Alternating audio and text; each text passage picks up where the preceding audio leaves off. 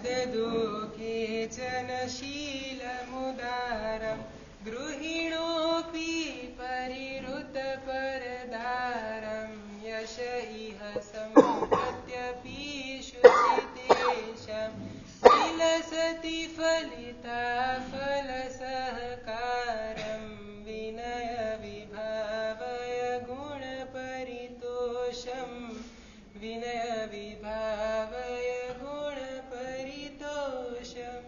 આનંદકારી આનંદ કલ્યાણ કરનાર આનંદ વાત્સલ્ય વસાવનારા તારક તીર્થંકર શ્રમણ ભગવાન મહાવીર મહારાજાના શાસનને પામીને ઉપાધ્યાય શ્રી વિનય વિજયજી મહારાજે આપણને આપેલો એક અણમોલ ગ્રંથ એટલે શાંત સુધારસ 16 ભાવના પૈકી 14મી પ્રમોદ ભાવના, બીજાના ગુણોને જોઈને અંદરમાં રાજીના રેડ થવું, ગુણવાનના દર્શને આનંદ થાય, ગુણવાનના દર્શને એના ગુણોનું સ્મરણ થાય, ગુણવાનના દર્શને એણે કરેલા સુકૃતો એ પોતાના માનસ પટ ઉપર ઉપસ્થિત થવા માંડે અને ગુણવાનના દર્શને હું પણ આમના જેવો ગુણવાન ક્યારે થાઉં એવા પ્રકારની ભવ્ય ભાવના અંદરમાં સહજ રીતે જાગૃત થવા માંડે. માટે સતત ગુણવાનના સંપર્કમાં રહેવું અને ગુણવાનના સંપર્કમાં રહેતા રહેતા પાછી ઈર્ષા દેખાય ન આવી જાય. હું એની હારે 24 કલાક હોય પણ એનું નામ બોલાય, મારું નામ નથી બોલાતું. જયેન્દ્રભાઈ ખ્યાલ આવી ગયો ને? હા, એની વાવાને પ્રશંસા થાય, મારી નથી થતી. જો ઈર્ષા દેખાય અંદરમાં આવી ગઈ તો આપણે પીછેહટ શરૂ થઈ ગઈ સાધના માર્ગમાં. એટલે ગુણવાનને જોઈ અને અંદરમાં રાજી થવું, ગુણવાન હું ક્યારે બનીશ એવા પ્રકારની ભાવનામાં લાગી જવું. અને એમાં ગેય અષ્ટકના વિભાગમાં 5મો શ્લોક, એમાં અદભુત વાત તમારા માટેની અહીંયા ઉપાધ્યાય ભગવંત કરે છે. માત્ર સાધુ સાધ્વીની વાત નથી કરતા, શ્રાવકની અને આના પછીની ગાથામાં શ્રાવિકાની પણ વાત અદભુત રીતે કરેલા છે. કેટલી સરસ મજાની વાત કરે છે. અદદુ કેચન શીલમ ઉદારમ ગૃહિણો બી પરિહૂત પરદારમ. ગૃહિણો એટલે ગ્રહસ્થ, શ્રાવકો એ પણ કેવા તો કે શીલમ ઉદારમ વિદધતી. ઉદાર એટલે કે ઉત્કૃષ્ટ પ્રકારનું શીલ એને ધારણ કરનારા, બ્રહ્મચર્ય વ્રતને ધારણ કરનારા, જીવનભર બ્રહ્મચર્યનું પાલન કરનારા શ્રાવકો પણ ધન્યવાદને પાત્ર છે. અને નંબર 2, કદાચ જીવનભરનું બ્રહ્મચર્ય શક્ય ન હોય તો બીજા નંબરનો વિકલ્પ બતાવે છે, પરિવૃત પરદારમ. પરસ્ત્રીનો ત્યાગ કરનારા, વેશ્યાગમનનો ત્યાગ કરનારા શ્રાવકો એ પણ ધન્યવાદને પાત્ર છે. એક જગ્યાએ પોતાના મનને બાંધી અને બાકીના તમામ વિજાતીય પાત્રને અભય દાન આપવું એ પણ એક ઉત્કૃષ્ટ પ્રકારની સાધના છે. માટે જ ઉપાધ્યાય ભગવાન પરદારાનો ત્યાગ, પરસ્ત્રીનો ત્યાગ, વેશ્યાગમનનો ત્યાગ કરનારા શ્રાવકોની પણ અહીંયા અનુમોદના કરવાનું કામ કરે છે. શ્રાવકોનો મહિમા કેવો બતાવે છે કે એમનો યશ એવો ચારે બાજુ ફેલાય કે જે વર્ષોથી વાંજીઓ આંબો હોય એ પણ આવા ગ્રહસ્થો એના સાનિધ્યમાં આવે તો ફળવાન થવા માંડે, એ કેરીના ફળ વગેરે આપવા માંડે. એવા ગ્રહસ્થનો પણ અલૌકિક પ્રભાવ છે. અને અલૌકિક પ્રભાવની વાત આવે છે શાસ્ત્રની અંદર. વિજય નામના છોકરાએ વ્યાખ્યાન સાંભળતા સાંભળતા ચોથું વ્રત અજવાળિયા પક્ષની અંદર ધારણ કર્યું. સંદીપભાઈ, અજવાળિયું પક્ષ સુદ પક્ષ આવે એની અંદર એકમથી પૂનમ સુધી મારે બ્રહ્મચર્યનું પાલન જીવનભરની એને પ્રતિજ્ઞા લીધી. અને આ વ્યાખ્યાન એ સાંભળનારી એક છોકરી એણે પણ યોગાનુયોગ પ્રતિજ્ઞા લીધી. કઈ? વદ પક્ષની અંદર મારે બ્રહ્મચર્યનું પાલન કરવું. બંને કુંવારા છે. અને વિજયા નામની છોકરીએ જીવનભર વદ પક્ષમાં મારે બ્રહ્મચર્ય પાળવું એવી પ્રતિજ્ઞા લીધેલી છે. અને કર્મ ધર્મ સંયોગે બંનેનો સંબંધ જોડાયો. વિનીતભાઈ, બંને પતિ પત્ની તરીકે ગોઠવાયા. લગ્ન પહેલા, એન્ગેજમેન્ટ પહેલા કોઈ ખુલાસો એકબીજાને કરેલો નથી. માતા પિતાને પણ ઘરની અંદર ખબર નથી કે આપણા સંતાન, મારો દીકરો અને મારી દીકરી, એમણે અજવાડિયામાં અને અંધારિયા પક્ષની અંદર જીવનભર બ્રહ્મચર્ય પાલનની પ્રતિજ્ઞા સ્વીકારેલી છે. મહાપુરુષોની સાધના બધી મોટા ભાગે ગુપ્ત હોય, અને જેટલી ગુપ્ત સાધના હોય ને એનું ફળ બળવાન પ્રાપ્ત થાય. ગુપ્ત સમજી ગયા ને? જે આંબો સરસ મજાનો ફળદાયક તમને દેખાતો હોય, કેરીથી લચી પડેલો હોય, કીર્તિભાઈ, અને એ ફળ જે આવે છે એ પ્રભાવ કોનો છે? ફળ આવે છે મનુભાઈ, એ પ્રભાવ કોનો? ઝાડના મૂળ લીલાછમ છે, ઝાડના મૂળ સલામત છે, સડેલા નથી દીપકભાઈ. એના કારણે આંબા ઉપર કેરી આવે હજારો, આંબો લચી પડે કેરીથી, ઝૂકી ગયેલો હોય આંબો, અને લોકો પ્રશંસા કોની કરે? કેરીની પ્રશંસા, બરાબર. કેરી આપનારો આંબો એને ધન્યવાદ આપે શિરીષભાઈ બધા લોકો કે આંબો કેટલો આ જોરદાર છે, કેટલી બધી આ આંબા ઉપર કેરી આવી ગઈ છે. હકીકતમાં કેરી આવી શેના કારણે અશોકભાઈ? મૂળના કારણે. અને આખું ગામ આંબાની પ્રશંસા કરે, મૂળને કોઈ યાદ કરે નહીં. અને મૂળને એક દિવસ થઈ જાય કે હું મારી જાત દુનિયાને બતાવી દઉં કે મારા પ્રતાપે છે ને આ કેરી આવે, હું જો સડી જાઉં, હું ગાયબ થઈ જાઉં, એક પણ કેરી આવે નહીં. અને જે દિવસે ટીનુભાઈ મૂળિયું પોતાની જાતના દર્શન જગતને કરાવે, શું થાય ધીરેનભાઈ? આંબા માટે છેલ્લો દિવસ પતી ગયું. મૂળિયું દટાયેલું હોય ત્યાં સુધી આંબો લીલો છમ, મૂળિયું પોતાની જાત જગતને દેખાડવા માંડે. મને ઓળખી લો, મને જોઈ લો, મારો પ્રભાવ કેવો છે, આ ફળ આપણો અહીં તાકાત મારી અંદર છે, ઠેઠ ઉપર સુધી પાણી પહોંચાડવાનું કામ હું કરું છું, જમીનમાંથી પાણીના સોર્સ ગોતવાની જવાબદારી હું સ્વીકારું છું. શેની તમે એની પ્રશંસા કરો? ડાળી ઉપર ભલે ફળ આવતું હોય પણ પ્રભાવ તો મારો છે એમ કહી અને મૂળિયું જો પોતાની જાત જગતને દેખાડવા માંડે, હરેશભાઈ, આંબાનો એ છેલ્લો દિવસ, એટલે મૂળિયા જેટલા ગુપ્ત હોય એટલા જ સુરક્ષિત રહે અને એટલા જ લાંબા સમય સુધી ફળ અને ફૂલ આપણને પ્રાપ્ત થઈ શકે. ફળ ફૂલ મેળવવા હોય તો એના માટે મૂળિયાએ દટાયેલા રહેવું અનિવાર્ય છે. એમ જેટલી આપણી સાધના ગુપ્ત હોય એના લાંબા સમય સુધી મીઠા ફળ આપણને ચાખવા મળે. બંને પોતાની સાધના માતા પિતાને પણ જણાવેલી નથી. એંગેજમેન્ટ વખતે સામેનું પાત્ર એની સાથે પણ વાત કરેલી નથી. વદ પક્ષની અંદર યોગાનુયોગ લગ્ન ગોઠવાયા. વદ પક્ષના દિવસે છોકરીને બ્રહ્મચર્યની પ્રતિજ્ઞા છે. માતા પિતાએ જે ગોઠવેલું છે પણ મારા પ્રભુ મારું ધ્યાન રાખનારા બેઠા છે અને મારે મારો નિયમ સારી રીતે પાળવો છે અને પ્રભુની કૃપાથી એવું જ પાત્ર મને મળશે કે જે મને આ નિયમ પાળવાની અંદર સહાય કરશે, સપોર્ટ આપવાનું કામ કરશે. એ પ્રતિજ્ઞા લેતી વખતે જ અંદરમાં ઊભો કરેલો પ્રચંડ આત્મવિશ્વાસ. છોકરો તો પ્રતિજ્ઞા લે તો એની અંદર હજી એની પાસે સ્વતંત્રતા છે, પણ છોકરી આવી પ્રતિજ્ઞા લેતા એને લાખ વિચાર કરવો પડે. પણ પ્રભુ પ્રત્યેનો વિશ્વાસ, મારું એની સાથે જ કનેક્શન ગોઠવાશે કે જે મને નિયમ પાળવાની અંદર સહાય કરશે અને પ્રભુની અચિંત્ય કૃપાથી આ બધું મારા જીવનમાં પોઝિટિવ બનવાનું જ છે.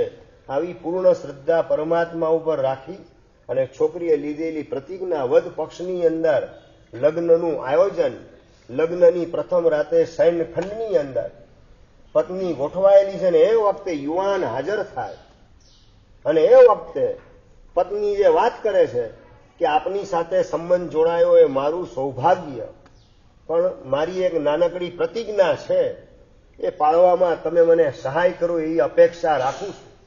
બોલ તારી કઈ પ્રતિજ્ઞા? અંધારિયા પક્ષની અંદર જીવનભર મારે બ્રહ્મચર્યનું પાલન કરવું, આવા પ્રકારની મેં પ્રતિજ્ઞા લીધેલી છે. એ પ્રતિજ્ઞા પાલનની અંદર આપનો પૂર્ણ સહકાર અને સહયોગ અપેક્ષિત છે.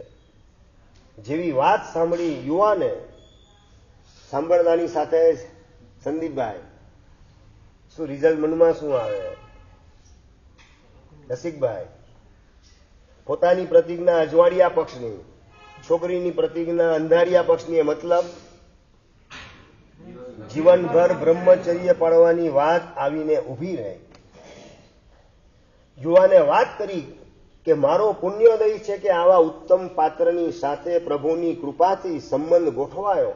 મને ખૂબ આનંદ થયો. બ્રહ્મચર્ય પાળવાના તારા ભાવ, કુંવારી હતી ત્યારથી આવા તારા ઊંચા અરમાન એ નંદવાઈ ન જાય એની જવાબદારી જીવનભર માટે હું સ્વીકારું છું. પણ તે જે મને વાત કરી એ મારી પણ એક વાત, એનો તારે સ્વીકાર કરવાનો છે. કઈ આપની વાત, કઈ ભાવના? મેં પણ પ્રતિજ્ઞા કરેલી છે કુંવારો હતો ત્યારે કે જીવનભર અજવાળિયા પક્ષની અંદર મારે બ્રહ્મચર્યનું પાલન કરવું. છોકરી સહર્ષ સંમતિ આપે છે કે આપની ભાવનાને હું અંતરથી વધાવું છું, આપના નિયમ પાળવામાં હું આપને સહયોગ આપીશ. ને યુવાન વાત કરે કે તારા નિયમમાં હું તને સહયોગ આપવાનું કામ કરીશ. અને નંબર 2, યુવતી પોતાના તરફથી નવી રજૂઆત કરે છે. પ્રભુની કૃપાથી જીવનભર બ્રહ્મચર્ય પાળવાની અંદર મને કોઈ તકલીફ પડશે નહીં. મારા જીવનની ચાદરમાં એક પણ ડાઘ હું લાગવા દઈશ નહીં. પણ મારી એક નાનકડી વિનંતી છે. બોલ, તારી વિનંતી કઈ? કે મારી સાથે આપે સંબંધ જોડ્યો અને આપને પ્રતિજ્ઞા અજવાળિયા સુદ પક્ષની, મારે વધ પક્ષની. મારી એક નાનકડી વિનંતી છે, બીજી કોઈ ખાનદાન સંસ્કારી યુવતી હોય એની સાથે આપ આપણો સંબંધ ખુશીથી બાંધી લો, જેના કારણે આપનું ગ્રહસ્થ જીવન ચાલે, આપનો પરિવાર વંશ વેલો વગેરે આગળ ચાલે અને હું મારી નાની બેનની જેમ એની સાથે રહેવાનું કામ કરીશ. સામે ચાલીને પોતે કરેલી, છોકરીએ કરેલી રજૂઆત આ ભગવાનના શાસનને પામનારા જીવોની કેવી ઉત્તમતા હોય, કેવી ઉદારતા હોય, કેવી વિશાળતા હૃદયની અંદર હોય અને કેવું એનું વિઝન પારદર્શક હોય. હું બીજો મને સહાય કરે તો એને સહાય કરવી એ મારી ફરજ છે અને એમનું જીવન, ગ્રસ્ત જીવન ડિસ્ટર્બ ન થાય અને મારો નિયમ પણ ભાંગે નહીં, એની જોગવાઈ રૂપે બીજી એક ખાનદાન કુળની કન્યા એની સાથે આપ સંબંધ જોડી દો, જેના કારણે આપ આપનું ગ્રહસ્થ જીવન શાંતિથી જીવી શકો, વંશ વેલો આપનો આગળ ચાલે. અને એ વખતે યુવાન વાત કરે છે કે મારે એક ભવની અંદર 2 પાત્રની સાથે સંબંધ બાંધવા નથી. સંબંધ બાંધીશ તો માત્ર એક જ પાત્રની સાથે, 2 પાત્રની સાથે નહીં. આવા પ્રકારની પણ મેં પ્રતિજ્ઞા લીધેલી છે. યુવાન ભગવાનના શાસનને કેવો પામેલો હશે ને હૃદયની કેવી ખુમારી હશે, ખેલદિલી કેવા પ્રકારની હશે. એક પાત્રની સાથે સંબંધ બાંધ્યા પછી જગતના તમામ પાત્રને હું અભય દાન આપું છું અને એ પ્રતિજ્ઞાના હિસાબે બીજી કોઈ વ્યક્તિ સાથે મારે લગ્નના સંબંધે જોડાવવું નહીં, એક જ પાત્રની સાથે જોડાવવું. આવા પ્રકારની મારે પ્રતિજ્ઞા છે, બીજી પ્રતિજ્ઞા. આમ હું તમને પૂછી લઉં, છે એવી અંગત વાત છતાં જાહેરમાં પૂછું કે તમે તમારા શ્રાવિકાને વાત કરી કે નહીં કે લગ્ન થયા તારી સાથે, મનપસંદ પાત્ર તમને મળ્યું, મનપસંદ પાત્ર મેળવ્યું, મનપસંદ પાત્રને મેળવવાની અંદર માતા પિતાનો સહયોગ મળ્યો, પ્રભુની કૃપાએ ભાગ ભજવ્યો અને તમારું જીવન શરૂ થયું. ક્યારેય પણ આટલા વર્ષની અંદર શ્રાવિકાની યારે વાત કરી કે નહીં કે તારી સાથે સંબંધ જોડાયો, હવે જીવનભરની પ્રતિજ્ઞા લઉં છું કે મારે બીજી વાર લગ્ન કરવા નહીં. આવી પ્રતિજ્ઞા લેનારા કેટલા નીકળે? દીપકભાઈ, મનપસંદ પાત્રની સાથે સંબંધ જોડાયા પછી હવે બીજા પાત્ર સાથે આખી જિંદગીમાં મારે લગ્ન કરવા નહીં. આવી પ્રતિજ્ઞા ખરી કે નહીં? પારસભાઈ જવાબ જોઈએ. છે ખાનગી પ્રશ્ન છતાં જાહેરમાં પૂછું છું. પંકજભાઈ, આવી ક્યારે રજૂઆત કરી? વિચાર જ નથી આવ્યો. વિચાર નથી આવ્યો એમ નહીં, મારા જેવો વિચાર આપે ને તો પણ અપેક્ષા ઉભી રહે. કદાચ 35 વર્ષની ઉંમરે હું વિધુર થઈ જાઉં તો, હું કદાચ 40 વર્ષની ઉંમરે વિધુર થઈ જાઉં તો પાછળની જિંદગી હું કઈ રીતે કાઢીશ? એટલે અપેક્ષા અંદરમાં જીવતી રાખવાની. બોલવાનું એમ કે ખબર જ નથી સાહેબ. ચાલો આજે તો ખબર પડી ગઈ ને, હવે તો નિયમ લઈ લેશો, બરાબર ને? ચાલો, ગઈ ગુજરી ભૂલી જઈએ આપણે, નવી ગીની નવો દાવ. આજે ખબર પડી, હવે આજથી પ્રતિજ્ઞા લેવાની તૈયારી આવે. એક પાત્રની સાથે સંબંધ જોડાયો, હવે બીજી વાર મારે જિંદગીમાં લગ્ન કરવા નહીં. આવા પ્રકારની ટેક અને પ્રતિજ્ઞા લેવાની તૈયારી કેટલા પાસે આવે? બહુ અઘરું અને કપરું કામ છે. કારણ કે અંદરમાં પવિત્રતાનો પ્રેમ જેટલો ઉભો થાય અને નંબર 2 પુણ્ય ઉપરનો વિશ્વાસ જેટલો ઉભો થાય, એના આધારે જ આવી પ્રતિજ્ઞા લેવાના ભાવ જાગૃત થાય. 40 વર્ષની ઉંમરે હું વિધુર થઈ જાઉં અને માતા પિતા વિદાય લે, પછી મને સાચવશે કોણ? વિચાર આજ આવે ને સંદીપભાઈ? રસિકભાઈ, કયો વિચાર? એ જ વિચાર. એટલે તમને તમારી પત્ની સાચવે કે તમારું પુણ્ય તમને સાચવે? ભરતભાઈ જવાબ જોઈએ. તમારું પુણ્ય તમને સાચવે કે તમારી પત્ની તમને સાચવે? ધીરેનભાઈ, કોણ સાચવે? હરિભાઈ જવાબ જોઈએ. પુણ્ય. એમ તો પ્રતિજ્ઞા હોય ને, તો પછી કે જિંદગીમાં બીજી વાર લગ્ન કરવા નહીં, મારું પુણ્ય મને સાચવશે. પત્ની શું સાચવે? અને હજી વાત, પત્ની જીવતી હોય ને પુણ્ય પરવારી જાય ને, જાજુ બોલવા જેવું નથી. હવે ઘણી વાર એવું પણ બને કે પત્નીને પેરેલિસિસ લાગુ પડી અને જિંદગી આખી એની સેવા કરવામાં, એને સાચવવામાં જ તમારે તમારું જીવન પૂરું કરવું પડે. આવું પણ બને છે ઘણી જગ્યાએ. વર્તમાન કાળમાં મેં જોયેલી ઘટના તમને કહું છું. અને એ મને સાચવશે એમ સમજી અને બીજી વાર તમે લગ્ન કરો. શક્ય છે કે તમારી વિદાય પહેલા તમે 70 પહોંચ્યા અને 68 પહોંચેલી પોતે વિદાય લઈ લે. તમને સાચવે કોણ? જે મને સાચવશે એવા પ્રકારના ભાવથી બીજી વાર લગ્ન કર્યા અને 68 વર્ષની એની ઉંમરે વિદાય લઈ લીધી. તમે 70 વર્ષની ઉંમરે પહોંચ્યા, હવે તમને સાચવે કોણ? હું વાત કરું?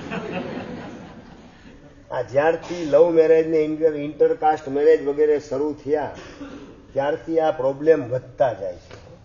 મા બાપને આ જવાબદારી સોંપવાના બદલે અનુભવ વગર, સમજણ વગર એ નિર્ણય કરવાનો અધિકાર પોતાના હાથમાં લઈ લે અને અંદરનો ઉશ્કેરાટ, અંદરનો આવેગ, અંદરની અધીરાય અને વધુ પડતી સામેની વ્યક્તિ પાસેની અપેક્ષા અને પુણ્ય પોતાનું માયકાંગલું, એટલે અપેક્ષા પૂરી થાય નહીં. રિઝલ્ટ શું આવે? ડાયવોર્સ સિવાય બીજું રિઝલ્ટ હોઈ શકે નહીં. ઘણીવાર તમારા જીવનને જોઈને થાય કે તમારી ઈચ્છા શક્તિ છે ને આમ સમ્રાટ જેવી છે. કેવી છે? સમજાય ગયું રાજનભાઈ? તમારી ઈચ્છા શક્તિ સમ્રાટ જેવી. સમ્રાટ જેવી એટલે શું પંકજભાઈ? હું ઘરે આવું એટલે રસોઈ બધી રેડી હોવી જોઈએ. હું ઘરે આવું એટલે વેલકમ, સામેથી મને આવકાર મળવો જોઈએ. હું બહાર જાઉં, ઓફિસે જાઉં એટલે મારા બૂટ પોલિશ કરેલા તૈયાર જોઈએ, કપડાં ઇસ્ત્રી કરેલા તૈયાર જોઈએ, ટાઈ મારી તૈયાર જોઈએ. આમ ફરવા જવાના કપડાં એ પણ અલગ રેડી હોવા જોઈએ. કેટલી અપેક્ષા. મનપસંદ મારી વાનગી હું લખીને આપું એ મુજબનું રોજ મને જમવા મળવું જોઈએ. અપેક્ષા અભરખા તો આવા જ ને બધા. એમ પૂછ્યું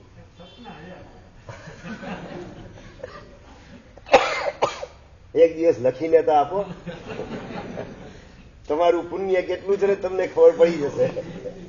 તમે આજે લખીને આપો, ફરમાઈશ કરો તમે, મગની દાળનો શીરો ને ભજીયા બનાવજે, આવતીકાલે શ્રીખંડ બનાવજે, પરમ દિવસે રસગુલ્લા બનાવજે. સામેથી જવાબ શું મળે? આ સનેપાત ક્યાંથી લાગુ પડ્યો? આ સનેપાત ક્યાંથી ઘૂસી ગયો તમને?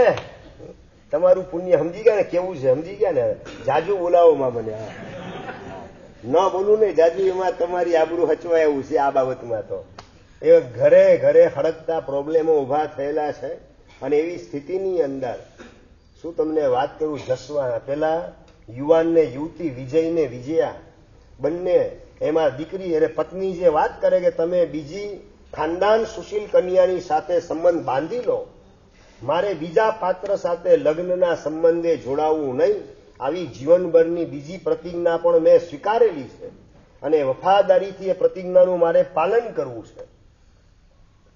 રાતના એક જ શયનખંડમાં સૂવું પડે, કારણ કે માતા પિતાને ખબર નથી કે નિયમ બંને લીધેલો છે. અલગ અલગ શયનખંડમાં જાય તો માતા પિતાને ખબર પડે, પાછા નવા પ્રોબ્લેમ ફેસ કરવા પડે, નવા પ્રોબ્લેમ સામનો કરવો પડે. એટલે એક જ શયનખંડમાં સુવાનું. અને એ વખતે સૂતી વખતે વિજય નામનો યુવાન જે પતિ છે, દિવાલ ઉપર ખીંટીએ લટકતી તલવાર મ્યાનમાંથી કાઢી મ્યાન લટકતું અને ખુલ્લી તલવાર વિજય પોતાની બાજુમાં જ રાખવાનું કામ કરે છે. અને વિજયાને વાત કરે છે કે જોને તોની ભાષાની અંદર મારા મનમાં કદાચ વાસનાનું ભૂત સવાર થઈ જાય, મારી પ્રતિજ્ઞા હું ભાંગી બેસું કે તારી પ્રતિજ્ઞા તોડવાનું હું કામ કરું, તો આ ખુલ્લી તલવાર મેં વચ્ચે રાખેલી છે, બે ધડક બે ઝીઝક આ તલવારથી મારું ડોકું ઉડાડવાનું તું કામ કરી દેજો. ખુલ્લી તલવાર સૂતી વખતે બેની વચ્ચે યુવાન ગોઠવવાનું કામ કરે છે. અને પત્નીને સામે ચાલીને વાત કરે, મારી પ્રતિજ્ઞા હું તોડું એટલે કે શુદ્ધ પક્ષમાં વાસનાને હું પરવશ થઈ જાઉં, કે વદ પક્ષમાં તારી પ્રતિજ્ઞા તોડવા માટે હું તૈયાર થાઉં, તો આ તલવારથી મારું ડોકું એક સેકન્ડમાં તું ઉડાડી નાખજે. કદાચ મોત આવે તો મને મંજૂર છે, પણ વ્રતને ભાંગવું એ મને બિલકુલ મંજૂર નથી. આવી ખુલ્લી ઓફર વિજય નામનો યુવાન પોતાની પત્ની પાસે મૂકે. અને એ જ વખતે વિજયા પણ વાત કરે છે કે આવું જ કદાચ મારા મનમાં થાય ને હું કંટ્રોલ ન રાખી શકું મારા મન ઉપર, તો તમે પણ મારું ડોકું ઉડાડવાનું તત્કાલ કામ કરજો. આવી નિર્મળ બ્રહ્મચર્યની સાધના અને પનિશમેન્ટ સ્વૈચ્છિક સ્વીકારવાની તૈયારી સાથે બ્રહ્મચર્યના પાલનની અંદર ઉલ્લાસ ને ઉમંગથી બંને આગળ એવા વધ્યા કે વિમલ નામના કેવલ જ્ઞાની પાસે એક ભાગશાળી આવીને વાત કરે કે મારે 84,000 સાધુ સાધ્વી ભગવંત એમને ગોચરી પાણી હોરાવાનો લાભ લેવો છે. બસ આપ આદેશ કરો સાધુ સાધ્વી ભગવંતને બધો લાભ મને આપે. 84,000 સાધુ સાધ્વી એટલે ચિંતનભાઈ, એના માટે સ્પેશિયલ ગોચરી બનાવો તો જ 84,000 ને ઓરાવાનું શક્ય બને. એક ઘરની અંદર કુટુંબમાં મેમ્બર કદાચ 5, 10, 15, સંયુક્ત કુટુંબ હોય તો 25 કે 50, 84,000 સાધુ સાધ્વી એની ભક્તિ કરવાના ભાવ સફળ થાય કઈ રીતે? ના પાડી વિમલ કેવલીએ કે ભાગશાળીએ સાધુ સાધ્વી માટે દોષિત ગોચરી થાય, કારણ હોય, માંદગી હોય, વૃદ્ધ અવસ્થા વગેરે હોય તો વસ્તુ જુદી છે અપવાદ માર્ગે, પણ વગર કારણે 84,000 સાધુ સાધ્વીને તું દોષિત ગોચરી વપરાવે એમાં હું સંમતિ આપું નહીં. તો ગુરુદેવ મારી ભાવના પરિપૂર્ણ થાય કઈ રીતે? અને એ વખતે વિમલ કેવલી વાત કરે કે તારી ભાવના 84,000 સાધુ સાધ્વી ભગવંત એને ગોચરી વરાવા દ્વારા જે પુણ્ય તને પ્રાપ્ત થાય એટલું જ પુણ્ય કચ્છની અંદર ભદ્રેશ્વર પાસે બિરાજમાન વિજય શેઠ અને વિજયા શેઠાણી એને તું સાધરી ભક્તિની અંદર જમાડવાનું કામ કરે તો એટલું જ ફળ તને પ્રાપ્ત થાય. અને આ સાંભળી અને પેલો શ્રાવક હલી ગયો. કથા આખી સાંભળી કેવલ જ્ઞાની પાસેથી શુદ્ધ પક્ષ ને વધ પક્ષ એની અંદર બંને બ્રહ્મચર્ય પાલનની પ્રતિજ્ઞા, રાતના સૂતી વખતે વચ્ચે તલવાર રાખીને સુવાનું, આવી અંદરની સાવધાની, વ્રત પાલન માટેની પૂરેપૂરી અંદરની તૈયારી અને બીજાને વ્રત પાલવામાં પણ સહાય કરવાની તત્પરતા, આ બધું જાણીને પેલો શ્રાવક એકદમ હલી ગયો. તો ગુરુદેવ એ બ્રહ્મચર્ય નિર્મળ પાડે છે એની મને ખાતરી કઈ રીતે થાય? આપ તો કેવલ જ્ઞાની છો, આપ તો જ્ઞાનમાં જોઈ રહેલા છો, મને એની ખાતરી કઈ રીતે થાય? અને એ વખતે વાત કરે છે તારા ઘરની સામે જે આંબો, વાંજીઓ આંબો છે, વર્ષોથી એમાં કેરી આવતી નથી. હા ગુરુદેવ, કેરી નથી આવતી એમાં. બસ એની નીચે બેસાડીને એમને જમાડજે અને એમના નિર્મળ બ્રહ્મચર્યના પ્રતાપે આ વખત કેરીની સિઝનની અંદર અવશ્ય કેરી ઉગશે. આ એમના નિર્મળ બ્રહ્મચર્ય પાલનનો એક પરચો. અને પેલા ગ્રહસ્થ ત્યાં જઈને વિજય શેઠ ને વિજયા શેઠાણી જે દીકરાને વહુ તરીકે ઘરની અંદર છે એના મા બાપને પૂછે, વિજય તમારો દીકરો? હા, વિજય મારો દીકરો. એમના માટે તો કેવલ નાની આવા બે મોઢે વખાણ કરેલા છે. 84,000 સાધુ સાધ્વી એને ગોચરી ઓરાવા દ્વારા જેટલું પુણ્ય મળે એટલું પુણ્ય માત્ર આપના દીકરા વહુ એને જમાડવા દ્વારા પ્રાપ્ત થાય. અને ત્યારે પિતાજીને માતાને ખબર પડી કે લગ્ન જીવનથી માંડીને લગ્ન દિવસથી માંડીને આ જીવન બ્રહ્મચર્યનું પાલન કરનારા મારા દીકરાને વહુ છે. મા બાપના હૃદયની અંદર પણ આનંદ ઉછળવા માંડ્યો. વાહ, આવા નરરત્નો મારા ઘરની અંદર જીવતા છે. પેલો વિનંતી કરે, પધારો. રથમાં બેસાડી અને લઈ જાય પોતાને ગામ, પોતાના ઘરે જમાડે. ને એ વખતે જે આંબો વાંજ્યો હતો, કેરી જેમાં નથી આવતી, એ ઝાડની નીચે આસન વગેરે પાથરી બાજોટ ગોઠવી અને એની સાધર્મિક ભક્તિ ઉત્કૃષ્ટા ભાવથી કરવાનું કામ કરે છે. અને ઉત્કૃષ્ટા ભાવથી કરેલી સાધર્મિક ભક્તિ અને નંબર 2 દંપતીનું નિર્મળ બ્રહ્મચર્ય, એના પ્રતાપે એ જ વર્ષે આંબાની અંદર કેરી ઉગી એકો એક ડાળની અંદર, અને વાંજ્યો આંબો પણ ફળદાયક થઈ ગયો. અહીંયા જે લખે છે ફલિતા ફલ સહકારમ, સહકાર એટલે આંબાનું ઝાડ, અફળ એટલે કે વાંજ્યો આંબો, અને ફલિત એટલે એ પણ ફળવાનું કામ કરે. કેના પ્રતાપે? તો કે નિર્મળ બ્રહ્મચર્ય પાલનના પ્રતાપે. આવું નિર્મળ બ્રહ્મચર્ય, એની અંદર આપણે ક્યાંય ડાઘો ન લાગે એની પૂરેપૂરી જાગૃતિ રાખવી છે. સંપૂર્ણ બ્રહ્મચર્ય પાડી શકાય તો ઉત્તમ, કદાચ ન પાડી શકાય તો પણ પરસ્ત્રીનો ત્યાગ, લગ્ન જેની સાથે થયેલ છે એ સિવાયના જગતના તમામ વિજાતીય પાત્રને અભય દાન આપું છું. એની સાથેનો કાયિક સંબંધનો ત્યાગ, આની પ્રતિજ્ઞા, એ પણ ગ્રહસ્થ જીવનનું શીલ વ્રત કહેવાય. ગ્રહસ્થ જીવનનું બ્રહ્મચર્ય એ ઓળખી શકાય. આવી વાત શાસ્ત્રની અંદર, યોગશાસ્ત્ર વગેરેની અંદર વિસ્તારથી દર્શાવવામાં આવેલી છે.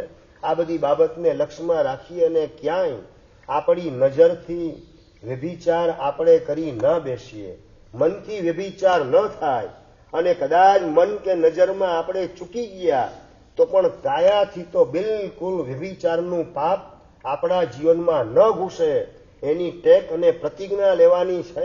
અને સાધુ સાધ્વી ભગવંત અને ગોચરી ઓરાવતા નિર્મળ બ્રહ્મચર્યનું પાલન કરનારા સાધુ સાધ્વી ભગવંત, એમને કરેલું સુપાત્ર દાન, એના પ્રતાપે વહેલી તકે હું પણ સુપાત્ર બની જાઉં. સુપાત્ર એટલે હું પણ સાધુ કે સાધ્વી બનું. કદાચ સુપાત્ર ન બનું તો પણ સુપાત્ર બનવાની યોગ્યતા આ જ ભવની અંદર મારામાં પ્રગટ થવા માંડે. અને સુપાત્ર બનવાની પાત્રતા, એનું નામ છે બ્રહ્મચર્યનું પાલન, કાં અખંડપણે જીવનભર પાલન, અને કાં પછી પરસ્ત્રી ગમનનો ત્યાગ, એટલે કે વિજાતીય એકની સાથે સંબંધ સ્વીકાર્યો એ સિવાયના તમામ વિજાતીય પાત્રને અભય દાન, એ પણ ગ્રહસ્થ જીવનનું શીલ વ્રત કહેવાય. આનું પાલન કરવાનું બળ અંદરમાં જેટલું પ્રગટ થાય એ સુપાત્ર બનવા માટેની પાત્રતા છે. આવી વાત સાધુ સાધ્વી ભગવંતને MA અને BA નો સમકક્ષ ઇંગ્લિશનો હિન્દીનો કોર્સ કરાવનારા જસવંતભાઈ દફતરી નામના યુવાન, મુંબઈની મોહમય નગરીમાં રહેનારા, મલાડની અંદર રહેનારા, અને એમણે સાધુ સાધ્વી ભગવંતને ભણાવે. MA ને BA જેમણે પણ PhD કરવી હોય તો એમને PhD ની અંદર કેવા પ્રકારનું ઇંગ્લિશ, કેવા પ્રકારની હિન્દી ભાષા જોઈએ, કેવા પ્રકારની પદ્ધતિ આગળ વધવું, આ બધું સાધુ સાધ્વી ભગવંતને શીખડાવનારા જસવંતભાઈ દફતરી. અને એમણે સાંભળ્યું અને સાધુ સાધ્વી ભગવંતને ભણાવતા અંદરમાં સહજ રીતે આરાધનાનો ભાવ ઉંચકાવા માંડ્યો. આરાધનાનો ભાવ કેવો ઉંચકાયો? વર્ષી તપની અંદર જોડાયા. વર્ષી તપ તો રંગે ચંગે પરિપૂર્ણ કર્યો. વર્ષી તપ પછી વિશેષ સ્થાનકની સાધનામાં જોડાયા. એકાસનાથી વિશેષ સ્થાનક પૂરો કર્યો. સળંગ 400 એકાસના. આંબેલથી 20 સ્થાનક તપ પૂરો કર્યો. ત્યાર પછી ઉપવાસથી પણ વિશેષ સ્થાનક તપ એને પરિપૂર્ણ કર્યો. આગળ વધીને 24 ભગવાનના ચડતા ક્રમથી એકાસના. ખ્યાલ આવી ગયો ને? ચડતા ક્રમથી દીપકભાઈ? હા, 5મા ભગવાન એટલે 5 એકાસના, 6ઠા ભગવાનના 6, એમ ક્રમસર 1 થી 24 ભગવાન ચડતા ક્રમથી અને ઉતરતા ક્રમથી પાછા એમના એકાસના કરવાના. આ 2 વખત ચડતા ને ઉતરતા ક્રમથી 24 તીર્થંકર ભગવાન એનો તપ પણ કર્યો અને હજી એનાથી આગળ વધીને 11 ઉપવાસ ને 16 ઉપવાસની પણ સાધના કરી. અને એમાં પણ એક કલ્પી તમે ન શકો એવા પ્રકારની આરાધના. રાહુલભાઈ, કઈ આરાધના? તમે જે કરવાના છો ને, શું કરવાના? હા, બરાબર, પાકો જવાબ તમારો. દિવાળીનો છઠ તમે કરવાના પંકજભાઈ. છઠ એક નહીં, 7 છઠ સળંગ જેમણે કરેલા છે એની વાત કરું છું. જસવંતભાઈ દપ્તરી, મલાડમાં રહેનારા, સળંગ 7 છઠ એટલે સમજી ગયા ને? 2 ઉપવાસ બેસણું, 2 ઉપવાસ બેસણું, 2 ઉપવાસ બેસણું, આવી 21 દિવસની આરાધના કરવાની અખંડપણે. હવે જો 7 છઠ ભેગા થાય અશોકભાઈ, તો 1 છઠ ન થાય દિવાળીનો? ભરતભાઈ, થાય કે ન થાય? રાહુલભાઈ, દર્શનભાઈ, 7 છઠ ભેગા થાય અને તમારે તો સિદ્ધિ તપ થઈ ગયો. એમાં તો હવે ખાલી બીજી બારી જ કરવાની. તમે બીજી બારીમાં તો સિદ્ધિ તપમાં તમે આગળ પાછળ બેસણા હતા. આમાં આગળ પાછળ અભિષેક, છૂટું મોઢું રાખવાની છૂટ. આવા પ્રકારનો દિવાળીનો છઠ વાય નોટ, હું કેમ ના કરી શકું? અને સાધુ સાધી ભગવાનને ભણાવતા ગઈકાલે શ્રીશભાઈ મને વાત કરી, સાહેબ છઠની વાત કરો છો, પછી પારણા અમારે કરાવવાના કઈ રીતે કરાવવાના? આ ટ્રસ્ટીને જયારે પણ આવું આયોજન મૂકીએ ને તરત જ હરેશભાઈ આમ સડવડાટ શરૂ થાય, સાહેબ પારણા કઈ રીતે કરાવવાના? મેં કીધું ચિંતા ના કરો, 9,999 રૂપિયા એની સ્કીમ ડિક્લેર કરી દો. જે લાભાર્થી પરિવાર આવે 9,999 રૂપિયાની અંદર એ પારણાનો એમને લાભ આપી દે. સરસ મજાનો સંઘ આટલી છઠની આરાધના કરે દિવાળીના દિવસોમાં. એનાથી આપણા માટે વિશેષ આવકારવા લાયક અને સત્કાર કરવા લાયક બીજી કઈ હોઈ શકે? અને આવો પારણાનો લાભ આપણી શક્તિ હોય તો આપણે ગુમાવવો નથી, એવો તમારે સૌએ પણ સંકલ્પ કરવાનો છે. પેલા જસવંતભાઈ દપ્તરી સાધુ સાધીને ભણાવતા એમના નિર્મળ સંયમના પ્રતાપે તપના માર્ગે આગળ વધવાના ભાવ જાગ્યા અને પુરુષાર્થ પણ કર્યો, સફળતા પણ મેળવી લીધી. અને નિર્મળ બ્રહ્મચર્યનું પાલન કરતા સાધુ સાધ્વી ભગવાન. અને આ બધું ઇંગ્લિશ MA ને BA માટેનું જે ઇંગ્લિશ શીખડાવવાનું, એટલે સાધુ સાધ્વીની ઉંમર કેવી હોય? 75 વર્ષ ને 72 વર્ષ હોય? નાની ઉંમર હોય. નાની ઉંમરે નિર્મળ બ્રહ્મચર્યનું પાલન કરતા સાધુ સાધી ભગવાન એમના નિર્મળ બ્રહ્મચર્યના પવિત્ર પરમાણુ એને એવા સ્પર્શવા મંડ્યા, જેના કારણે સંસાર માનવાની ઈચ્છા અંદરથી સમાપ્ત થઈ ગઈ. મારે સંસાર માનવો નથી, સંસાર માનવાના ભાવ ન જાગે એવી પ્રભુ તું મારા ઉપર કૃપા વરસાવજે. મારે 84ના ચક્કરમાં ફસાવું નથી, માટે પ્રભુ મારા ઉપર એવી કૃપા વરસાવ કે ક્યારેય પણ બ્રહ્મચર્યના અંદર ભાંગો લાગે નહીં. નંબર 2, લગ્ન માટેની ઈચ્છા મનમાં ક્યારેય પણ જાગૃત થાય જ નહીં, એવી પ્રભુ તું મારા ઉપર કૃપા વરસાવજે. ભગવાનને પ્રાર્થના કરે. મલાડની અંદર દેના બેંક પાસે સન્યાસનાથ ભગવાનનું દેરાસર, 6 માળનું એ બિલ્ડિંગ, પેલે બીજે માળે ઉપાશ્રય અને ઉપરના 4 માળની અંદર દેરાસર. અને ત્યાં શ્રેયાસનાથ ભગવાન, ઉપર મહાવીર સ્વામી, એના ઉપર શંકેશ્વર દાદા, ને એની ઉપર 6ઠ્ઠા માળે ઠેઠ આદેશ્વર પરમાત્મા. એની ભક્તિ કરતા કરતા પેલા જસવંતભાઈ ભગવાનને પ્રાર્થના કરે, પ્રભુ મારામાં એવી પાત્રતા નથી કે આવતા ભવમાં તું મને મોક્ષ આપ, એવી હું માગણી કરી શકું. પ્રભુ મોક્ષ તારે જ્યારે આપવું હોય ત્યારે આપજે, પણ જ્યાં સુધી મોક્ષ ન મળે ત્યાં સુધી વચગાળાના એક પણ ભવની અંદર લગ્ન કરવાના વિચાર મનમાં જાગે નહીં, એટલી કૃપા તારે મારા ઉપર વરસાવવી જ પડશે. એક પણ ભવમાં સંસાર માનવાના અભરખા જાગે નહીં, વાસનાનો શિકાર હું કદાપી બનું નહીં, એટલી કૃપા તો પ્રભુ તારે મારા ઉપર વરસાવવી પડશે જ. રડતી આંખે સન્યાસનાથ દાદા, મહાવીર મહારાજા, શંખેશ્વર દાદા અને આદિનાથ પરમાત્મા એમને વિનંતી કરે 4 માળ ઉપર દેરાસનની અંદર, ને રડતી આંખે વિનંતી કરતા કરતા ભીતરનું સત્વ સ્ફુરાયમાન થયું અને માત્ર 29 વર્ષની ઉંમરે જીવનભર માટે બ્રહ્મચર્ય પાલનની પ્રતિજ્ઞા જસવંતભાઈ દફતરી નામના મલાડના યુવાન એમણે સ્વીકારી લીધી છે. આ ભવમાં તો લગ્ન કરવા નથી, પણ જ્યાં સુધી મોક્ષ ન મળે ત્યાં સુધી વચગાળામાં એક પણ ભવની અંદર લગ્ન કરવાના ભાવ જાગે નહીં. વાસનાનો શિકાર હું કદાપી થાઉં નહીં. બસ એટલી કૃપા ભગવાન તું મારા ઉપર વરસાવજે. આવી ભગવાનને કરેલી પ્રાર્થનામાં પ્રમાણિકતાનું બળ ઉમેર્યું અને એના કારણે એ જ ભવની અંદર જીવનભર માટે માત્ર 29 વર્ષની ઉંમરે બ્રહ્મચર્યની પ્રતિજ્ઞા સ્વીકારી, લગ્ન કરેલા જ નતા અને 29 વર્ષની ઉંમરે જીવનભર માટે બ્રહ્મચર્યની પ્રતિજ્ઞાનો સ્વીકાર કર્યો. અહીંયા જે લખે છે ને, ફલિતા ફલ સહકારમ, વાંજિયા આંબા પણ ફળદાયક બને. એ આવા નિર્મળ બ્રહ્મચર્યનું પાલન કરનારા ગ્રહસ્થો એની પવિત્રતાના પ્રતાપે વાંજિયા આંબા પણ ફળવાનું કામ કરે. આવી અહીંયા ઉપાધ્યાય ભગવંત વાત કરી રહેલા છે.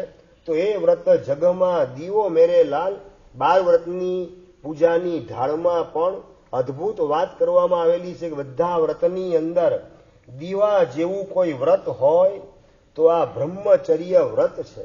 અને એ વ્રતનું પાલન કરવાની અંદર જરાય ખામી આવે નહીં. ક્યાંય પણ આંખથી વ્યભિચાર થઈ ન જાય, મનથી પણ આપણે ભ્રષ્ટ થઈ ન જઈએ, એની પૂરેપૂરી તકેદારી રાખવાની છે.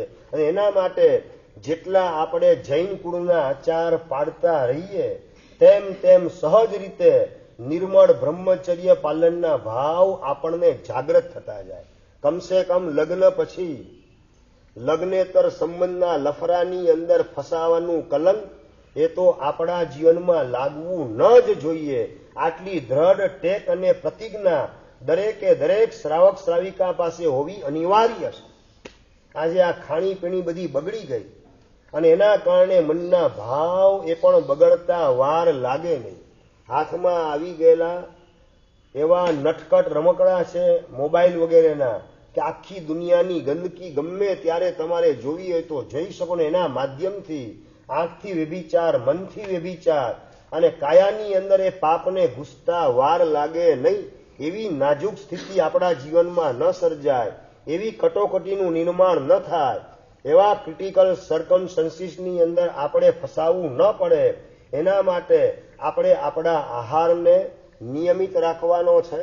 અભક્ષ વગેરેનો ત્યાગ કરીએ, હોટલના ખાણીપીણી વગેરેનો ત્યાગ કરીએ તો એના દ્વારા આહાર તેવો ઓડકાર, અન્ન તેવું મન, સાત્વિક ખોરાક હોય તો વિચાર પણ સાત્વિક તૈયાર થાય. એટલે વ્યભિચાર વગેરેના આડાવડા કુંડાળામાં પગ મૂકવાના વિચાર એ પણ આપણને કદાપી નડી શકે નહીં.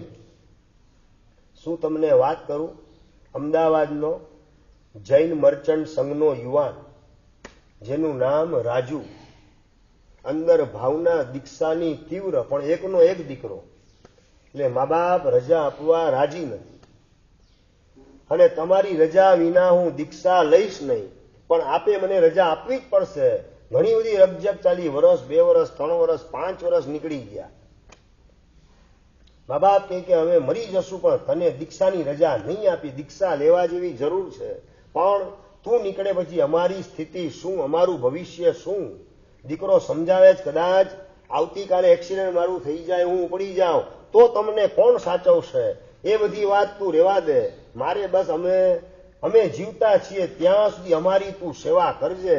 ધર્મ જેટલો કરવો એટલો કરવાની છૂટ, પણ દીક્ષાની બેટા વાત કરતો નહીં. આ 5-5 વર્ષથી ઘરની અંદર આ સંઘર્ષ ચાલે. પેલો યુવાન દીક્ષા માટે આંબેલ વગેરેની આરાધના કરે પણ માતા પિતા રજા આપવા તૈયાર નથી. અને હવે પ્રેશર શરૂ થયેલું છે. શેનું પ્રેશર? બસ આ જ હોય તમારે પ્રેશર. લગ્ન કર્યા વગર તમારો દીકરો તમારી સેવા ના કરી શકે. હા, 2 જણા હોય તો સારું હોય. પણ લગ્ન કર્યા પછી એ દીકરી જ આવે રાખે, દીકરો આવે જ નહીં કે તો શું કરવાનું પછી? તમારા હાથની વાત છે કે દીકરી ના અને દીકરો જ આવે એટલે પુત્ર વધુ આપણા ઘરની અંદર આવે? આપણા હાથમાં કઈ વાત નથી. આપણે છે ને શેખ ચલ્લીની જેમ તુક્કા લગાવે રાખીએ.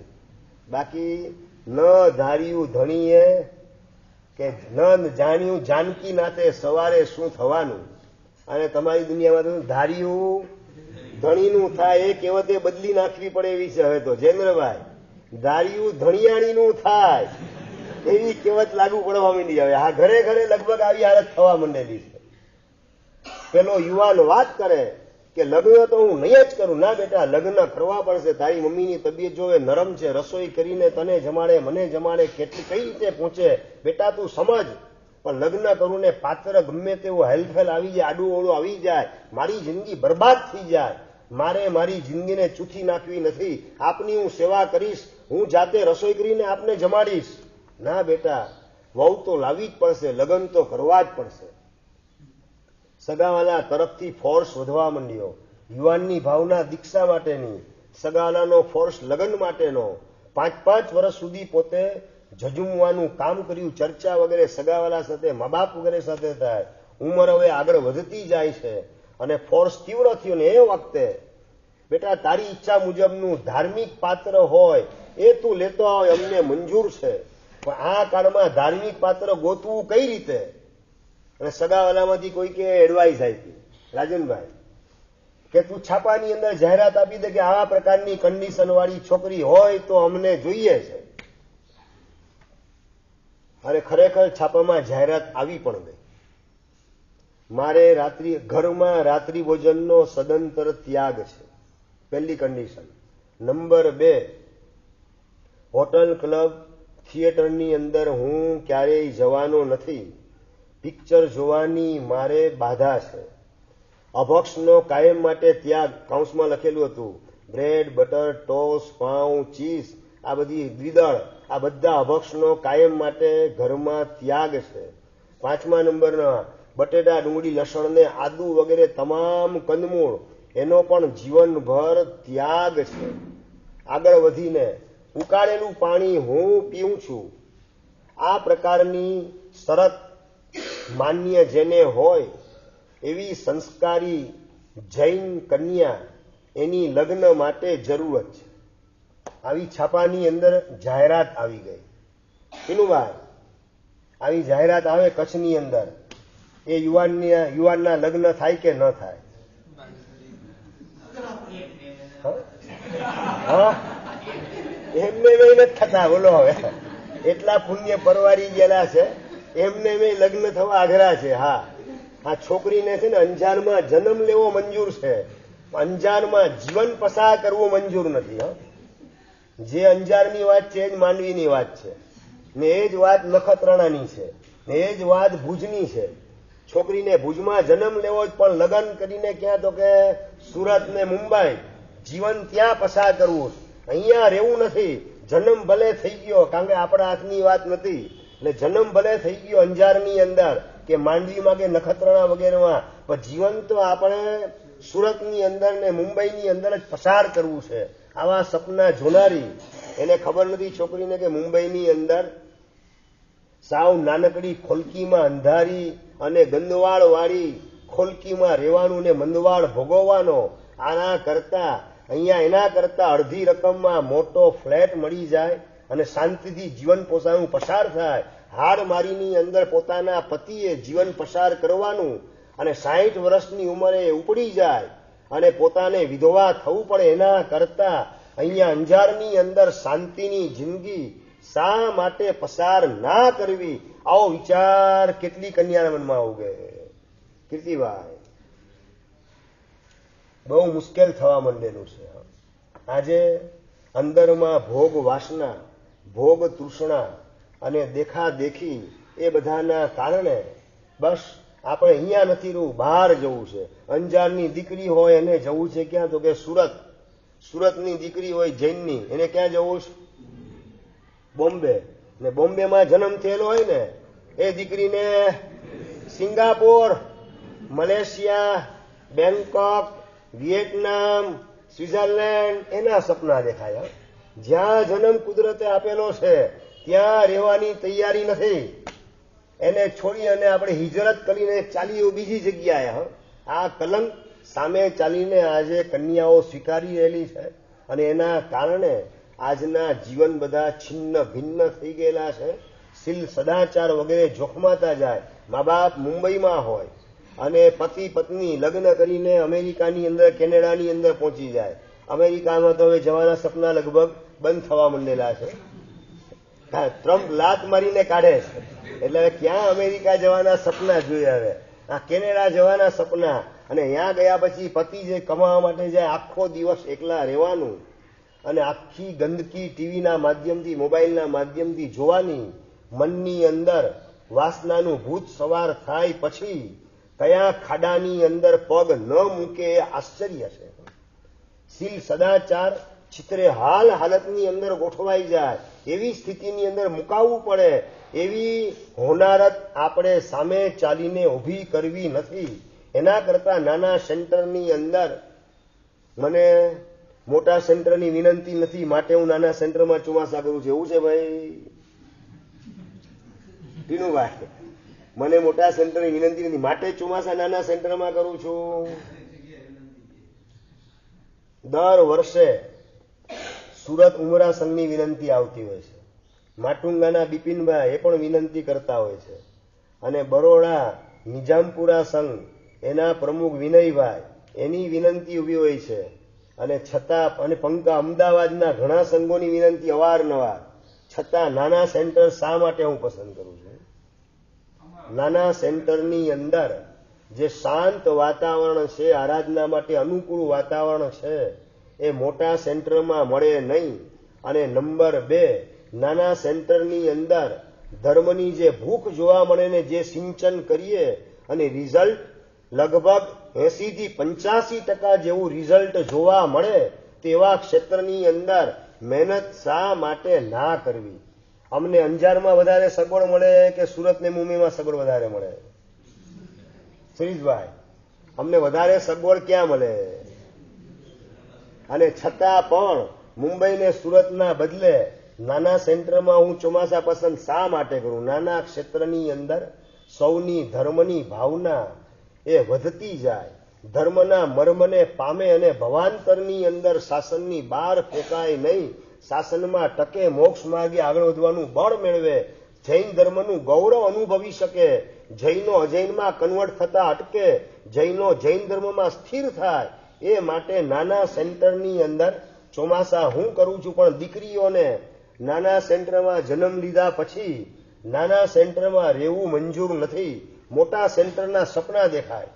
એના જ કારણે હમણાં તમે બોલ્યા ને કે એમને મેં છોકરી મળતી નથી. તો આવી જાહેરાત આપે તો છોકરી મળે ક્યાંથી? અમદાવાદની અંદર આવી જાહેરાત ગુજરાત સમાચારમાં આવી ગઈ. જિંદગીમાં કદાચ તમે કલ્પના પણ ન કરી શકો કે આવી છાપામાં એડ આવે કે ના આવે. આવી એડ આપી શકાય પારસભાઈ? આપી શકાય, પણ સાહેબ અમારો એટલો ઉત્સાહ જાગતો નથી. યુવાને જાહેરાત આપી દીધી, રાત્રિ ભોજન ઘરની અંદર બંધ છે, ઘરની અંદર ટીવી અને ફ્રીજ નથી અને ભવિષ્યમાં લાવવાના પણ નથી. આ ટીવીની ફ્રીજની પણ કલમ અંદર હતી. અભક્ષનો ત્યાગ, અનંતકાય, કંદમૂળ વગેરેનો સદંતર ત્યાગ, ઉકાળેલું પાણી રોજ હું પીઉં છું અને હોટલ પિક્ચર જોવાનો સદંતર ત્યાગ નિયમ છે. અને હોટલની અંદર કે ક્લબની અંદર જવાનો પણ ત્યાગ છે. અને ફોરેન ટૂર વગેરે ક્યારેય હું કરવાનો નથી. આ બધી બાબત છાપાની અંદર છપાઈને આવી ગઈ. આવી જાહેરાત પછી ધીરેનભાઈ છોકરી મળે કે ના મળે? એમને મેં નથી મળતી. આવી જાહેરાત પછી ક્યારે મળે? હું તમને કહું, તમે તમારી દીકરીને આ માટે તૈયાર કરા કે દીકરી બીજી જગ્યાએ જવા કરતા હું એડ્રેસ મળેલું છે છોડતી નહીં. આવી દીકરીને સાચી સલાહ આપવાનું કામ મા બાપ તરીકે તમે કરો કે ના કરો? નહીં? શું વાત કરો છો? મા બાપ પાલન ન કરતા એ સમજે મારી લાચારી છે, પરંતુ આ બધી શરત પાળવા જેવી છે.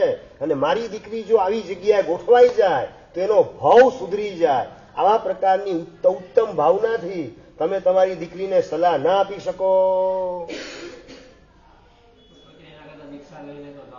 એમ દીક્ષા લેવી એ તો ખાંડાના ખેલ છે. ખુલ્લી તલવારે ખુલ્લા પગે ખુલ્લી તલવાર ઉપર ચાલવા કરતા અઘરું છે. જીવનભર દીક્ષા એટલે એ તો શક્ય નથી બધા માટે. પણ આવું શીલ સદાચારનું સરસ મજાનું પાલન જ્યાં થતું હોય, પ્રભુની વધુમાં વધુ આજ્ઞા પડાતી હોય, એવા ઘરની અંદર દીકરીને જવા મળે એ દીકરીનું પરમ સૌભાગ્ય છે, સદભાગ્ય છે. અને આવો છોકરો મળ્યા પછી દીકરી મારે તારી એક દિવસ માટે પણ ચિંતા કરવી પડશે નહીં. તમે અત્યારે ચાલો એવી આ વાત સાઈડમાં રાખો. તમે જે યુવાનને પસંદ કરો એ કેવો યુવાન સંદીપભાઈ? શ્રીમંત, બરાબર છે ને? મુખ્ય એક જ તમારું થર્મોમીટર, તમારો બેરોમીટરની અંદર શું આવે? સંપત્તિ મેક્સિમમ કેટલી એની પાસે છે અને હેન્ડસમ દેખાય જ કે નહીં. આ બે વસ્તુ તમે જોઈ લો. લગ્ન પછી દીકરી તમને ફોનમાં વાત કરે કે પપ્પા એને તો છે ને બીજી બે છોકરીની અરે સંબંધ ચાલુ છે. આ તમારી દીકરી ફોનમાં રડતા રડતા વાત કરે એટલે તમારું જીવન પણ ઝેર બને અને દીકરીનું જીવન તો ઝેર બની ચૂકેલું છે જ.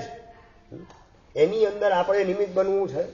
લગ્ન પછી પણ લગ્નેતર સંબંધ ચલાવે એવા લફડાબાજ યુવાનોનું લિસ્ટ વર્તમાન કાળમાં લાંબુ થતું જાય છે. આજે મા બાપ પોતાના સગા દીકરાને પણ ઓળખી શકતા નથી, તો પારકાના દીકરાને તો શું ઓળખી શકવાના? પોતાના દીકરાને ઓળખવામાં પ્રશ્ન છે. કોલેજના ટાઈમે ખરેખર દીકરો કોલેજમાં હશે કે બીજી કોઈક જગ્યાએ છોકરી લઈને ફરતો હશે, જલસા કરતો હશે, એ માટે પણ ગેરંટી મા બાપ આપી શકે તેવા પ્રકારની સિચ્યુએશન વર્તમાન કાળની નથી. તો પોતાના દીકરાની જે મા બાપને ખાતરી ન હોય એ મા બાપ પોતાની દીકરી પારકાના દીકરાને ભણાવે તો એ માટેની ખાતરી શું મા બાપ પાસે હોઈ શકે? ને બાયોડેટા તો કાયમ માટે મેરેજ બ્યુરોની અંદર છે ને એડવર્ટાઇઝ આવે, એમાં બાયોડેટા તો ઉજળો જ દેખાડવામાં આવે. એની બ્લેક સાઈડ ક્યાંય ચિતરવામાં આવતી હોતી નથી. એ બ્લેક સાઈડ ખબર ક્યારે પડે પારસભાઈ? ખબર ક્યારે પડે? લગ્ન પછી. પછી અબ પછતાએ હોત ક્યાં જબ ચીડિયા ચૂક ગઈ ફેંક. હવે તો માથું મુંડાવી નાખ્યું. હવે નક્ષત્ર જોવાનો મતલબ શું છે? આજે મંગળવાર તો નહોતો ને ભાઈ, માથું મુંડાવી નાખ્યું અને નીકળે મંગળવાર જ. સમજી ગયા ને? લગભગ આવી સ્થિતિ ઘણી બધી જગ્યાએ સર્જાતી જાય છે. હમણાં સંદીપભાઈએ વાત કરીને અઠવાડિયામાં જ લગ્ન પછી છૂટાછેડાની વાત આવે છે. એ બધાના મૂળમાં શું? તો કે તમે થર્મોમીટર શ્રીમંતાય અને હેન્ડસમ દેખાય જ કે નહીં, છેલ બટાવ છે કે નહીં, દેખાવડો છે કે નહીં, બસ આટલું જ જોવાનું.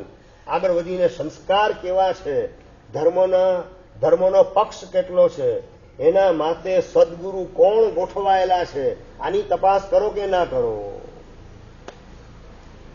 ભાઈ મારી દીકરી જેને આપવી છે દીકરો, એને ગુરુ તરીકે કોને માથે ધારણ કરેલા છે એની તપાસ કરો ટીનુભાઈ.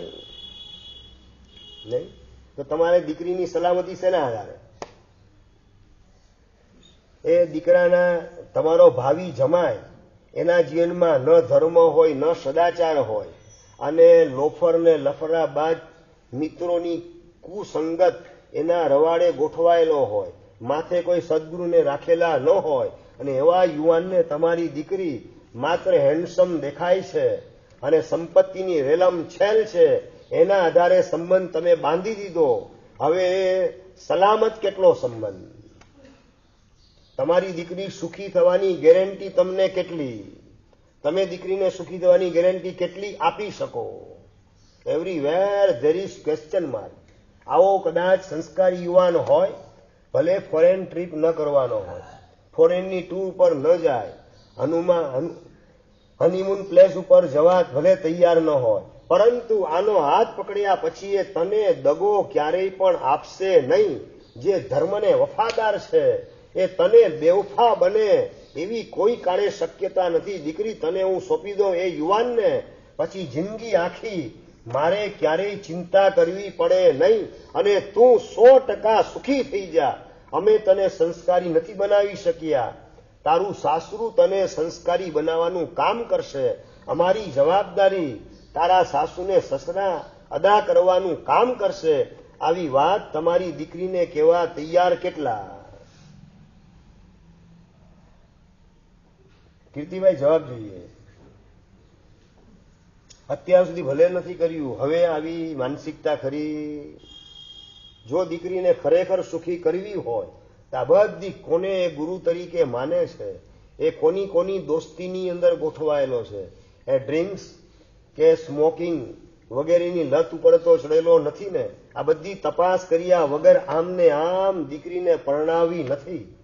છાપામાં જાહેરાત આવી અને માત્ર 3 દિવસની અંદર સામેથી ફોન આવ્યો, છોકરી મળી ગઈ. ન મળે એમ નહીં, આ કળિયુગમાં પણ સતયુગી જીવો જીવતા હોય છે, એવા પાત્રની તપાસ કરતા હોય છે, અને એવું પાત્ર મળી ગયું. સામેથી કન્યાનો ફોન, એના માતા પિતાનો ફોન આવી ગયો, અમારી દીકરી તમને સોંપવા રાજી છીએ, અમે ક્યારે તમારા ઘરે આવીએ? તમે નહીં, અમે જ તમારા ઘરે આવીએ છીએ. છોકરા પક્ષવાળાએ જવાબ આપ્યો. જોવા ગયા, પહેલી જ મીટિંગની અંદર બધી વાત કરી કે ભાઈ મારા ગુરુ તરીકે પૂજ્યપાદ ચંદ્રશેખર મહારાજ સાહેબ અને એમના શિષ્ય પૂજ્ય જીન સુંદરશ્રી મહારાજ સાહેબ એ મારા ગુરુ તરીકે છે, અને જે મને પ્રેરણા કરે છે બધા હું નિયમ લેતો હોઉં છું. અત્યાર સુધી આ નિયમ રાત્રિ વિજન ત્યાગ વગેરે લીધેલા છે, એ તો પાડવાનો છું જ. ભવિષ્યમાં જે નિયમ આવે એ પણ હું પાડીશ. ઓકે, મને મંજૂર છે. છોકરી તૈયાર થઈ, લગ્ન નક્કી થયા. લગ્ન નક્કી થાય ને એ વખતે રિસેપ્શન રાખવાનું નથી.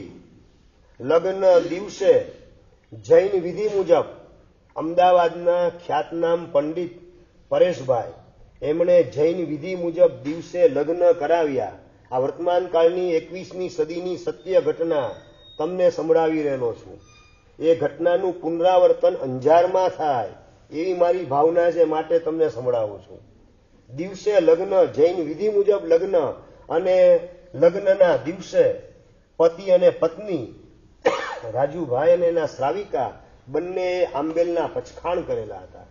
સવારના પોતાના મિત્ર મંડળ સાથે રાજુ સ્નાતર ભણાવવા આવેલ છે, અને એક જૈન મર્ચન્ટના દેરાસરની અંદર કન્યા પોતાની બેનપણીઓ સાથે સ્નાતર ભણાવવાની અંદર ગોઠવાયેલી છે.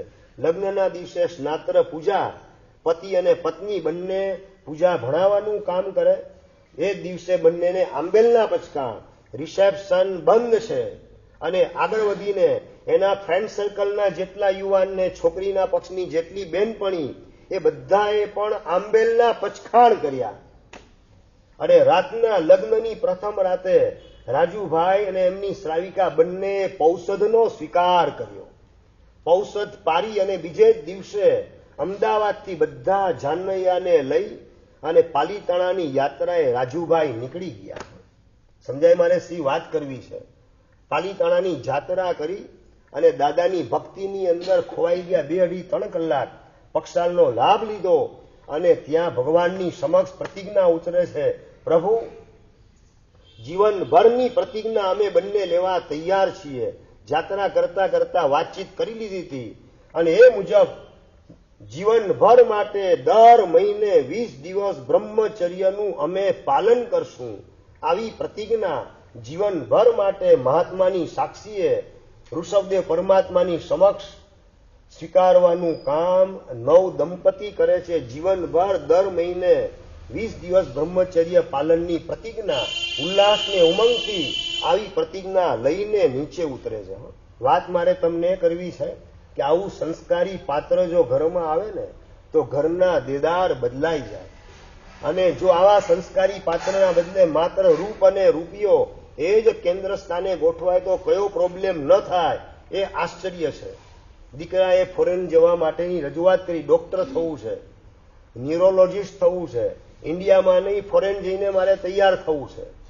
બેટા અહીંયાની અહીંયા રહીને પણ ના પિતાજી મારે ત્યાં ફોરેન જવું જ છે. અહીંયા ઇન્ડિયામાં ભણું તો જાજુ રિઝલ્ટ નહીં આવે, મારે જોઈએ છે તેવું રિઝલ્ટ નહીં મળે મને. સારું બેટા, જવું હોય તો જા, પણ 3 કન્ડિશન, 3 પ્રતિજ્ઞા લે બેટા, પછી તને ફોરેન મોકલું.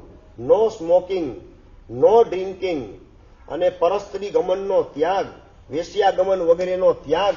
આ 3 પ્રતિજ્ઞા બેટા તું લે તો તને ફોરેન ભણવા માટે મોકલું. બાપે વાત કરી. દીકરો કે પપ્પા આપી દો પ્રતિજ્ઞા. 3 પ્રતિજ્ઞા મને મંજૂર છે. પ્રતિજ્ઞા લઈ અને ફોરેન ભણવા માટે દીકરો જાય અમદાવાદથી ફોરેન, અને ફોરેનની અંદર 3જા માળ હોસ્પિટલની અંદર પોતે પ્રેક્ટિસ માટે ગોઠવાયેલ છે, ભણવાનું પણ ચાલુ છે, સાઈડમાં પ્રેક્ટિસ વગેરે પણ ચાલુ, અને એમાં રાતના બરાબર 9 વાગે નર્સ પોતાની ચેમ્બરની અંદર એન્ટ્રી કરે અને અંદરથી સ્ટોપર મારી દીધી ચેમ્બરમાં માત્ર આ ડોક્ટર અમદાવાદનો યુવાન અને સામે નર્સ પોતાની જાતે નર્સ કપડાં ઉતારવાની શરૂઆત કરવા માંડી.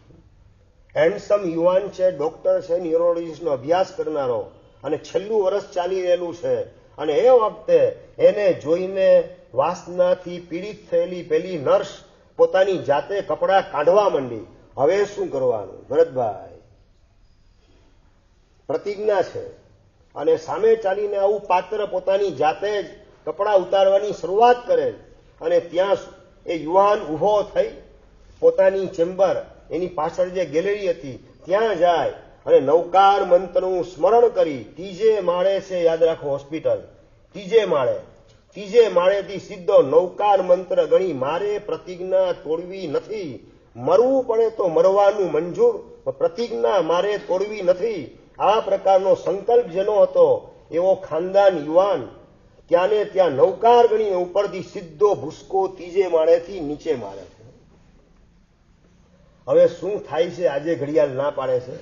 શું આગળ ઘટના બને છે એની વિશેષ વાત અગરે વર્તમાન કાળની સત્ય ઘટના તમને કહું છું.